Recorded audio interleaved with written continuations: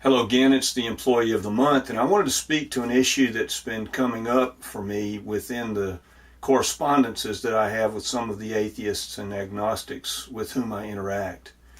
And it's this: I see a flaw in their thinking with regard to this idea of having to have certain kinds of evidences available to them before they can make any sort of decision about whether God exists, or in the case of the atheist, of course, no evidence means God does not exist. And so I want to speak to that because this thinking is flawed, and I'll explain why. There are two ways in which I see this thinking as flawed. The first is this: there are lots of things that we hold to as beliefs that we really act upon without really having the kinds of evidences to act upon them that the evidentialist would look for. What do I mean? Well, the philosopher and the psychologist William James has a label for this kind of thinking, and he calls it precursive faith or precursive belief. And it works this way, and I'm going to use his illustration because I don't think I could really improve upon it. He says this: he says, imagine yourself standing on the side of a very large lake, and you look out across the glassy water, no obstructions, and way out in the middle of the lake you see this person who is obviously struggling to keep themselves above the water. You recognize at the distance involved there is no way physically that you can swim out there to the person.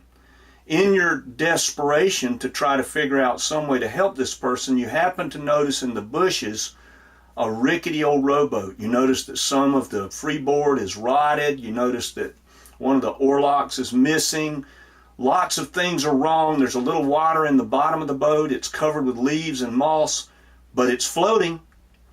And you realize that you have to exercise what William James would call precursive faith toward the ideation that that boat will actually get you out there to save that person who is drowning. You don't have any way to know. There's no way to test the boat. There's no way to have any knowledge whatsoever about whether or not that boat will do the job of getting you out there to save the person. But the consequences of deciding in an agnostic way will make sure that the person drowns. So if I remain agnostic about whether or not the boat will actually get me to the middle of the lake and back and save this person's life, that person will drown. So I have to exercise precursive faith that the boat actually will get me out there and bring us both back safely. That kind of knowledge is a kind of knowledge that requires a step. It's required. There's no way that a person can gather knowledge about that boat. And there are lots of things in life like this. Another, for instance, and this is one from my own experience, the woman to whom I am now married, who I recognized and saw long before we were married. I saw her and I wanted to know whether or not a relationship with her, I wasn't even thinking about marriage, just a relationship, whether or not that relationship with her was going to be a good thing for me in my life. How am I going to gain that knowledge? I have to do exactly what William James has stated. On the basis of the fact that I believe that it will be a good thing, I have to take a step toward her and effect a relationship before I can ever know whether a relationship will be good or bad. There's no way to know. It is exactly this way with God. Now, I want to add to this, there's a second level of this in which I see the atheists and the agnostics with whom I correspond making what I believe to be an error in thinking. That's the first error in thinking, that you have to have evidences and they have to be of a certain kind before a person will take a step. The second one is this: there are beliefs that we hold that we really don't have that kind of evidence for at all, and yet we hold them. Why do we hold them? There is a principle in philosophy known as the conservation of belief. This principle holds that if there's a proposition or a knowledge bit knowledge being nothing more than properly justified belief. If there is a bit of knowledge that I hold, and if there isn't a positive reason given to me sufficient for me to either let go of that knowledge, but also to let go of all of the other things that I'll have to let go of as beliefs that are attached to the first belief. If I don't see sufficient reason for me to let go of that belief and all that is attached to it, then I'm perfectly warranted to hold that belief and not release it. The releasing of it would be a positive step. Until there's something that convinces me that that positive step is important or necessary, then I will not release it. Put yourself in the position of the person who is evaluating whether or not to save the person in the lake. Do I know the boat will hold me? No, I do not, but I believe that it will. And the situation that is in front of me gives me sufficient warrant to act upon that belief. I will hold the belief until I discover some bit of evidence that tells me the belief is unwarranted, i.e., the boat sinks halfway out. But until that happens, I am perfectly justified rationally to hold that belief. Now, when you put these two elements together and you look at what it is to say whether or not God exists, it makes perfect sense that the atheist and the agnostic are making a grave error in thinking in the way in which they approach this question.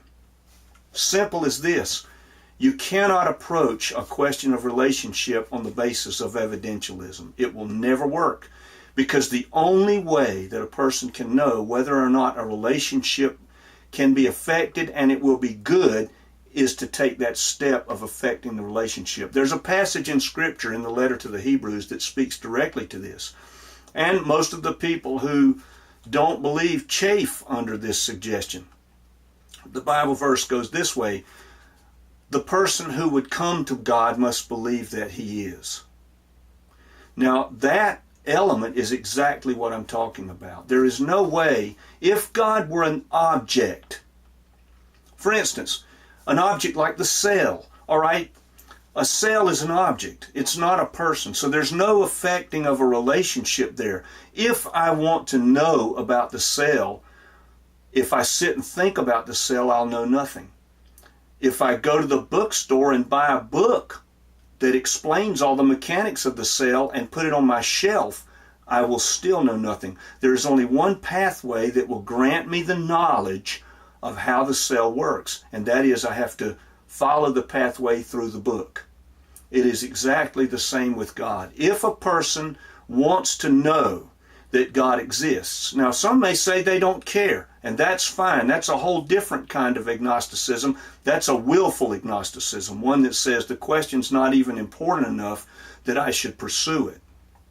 That kind of agnosticism I don't respect, because it's one that says I'm going to will myself not to believe. I'm going to will myself to be ignorant of this fact. That's crazy. But there are a lot of people who reason that way. But if the person really wants to know, whether atheist or agnostic, then they're going to have to conquer these two errors of thought. The one error of thought is I've got to have certain kinds of evidence given to me in a certain way, or I will not form the belief that God might exist. I won't even go that far. And the other error in thinking is, unless the belief can be given to me in such a way that it fits my grid of interpretation, i.e., I'm warranted in holding it because of the evidences that I'm handed, I will not accept the belief.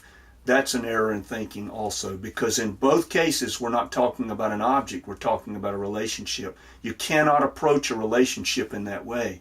The only way to know whether or not a relationship will be a good thing and whether or not one can have the relationship is to enter it.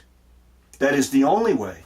This is why the atheistic and agnostic arguments that say I'll not believe until I'm given sufficient evidence, and since I don't see the evidence that I expect, I'll not accept the fact that God may exist, that's just an error in thinking.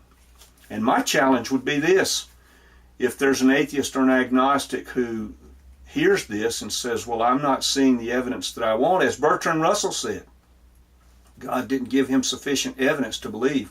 I'm going to say, you will never know whether or not the evidence is present until the step is taken to actually pursue the knowledge that God is or is not by the pathway that is given. And since it's a relationship, there's only one pathway, and that is, I have to believe that he is and that it's possible that I could know him.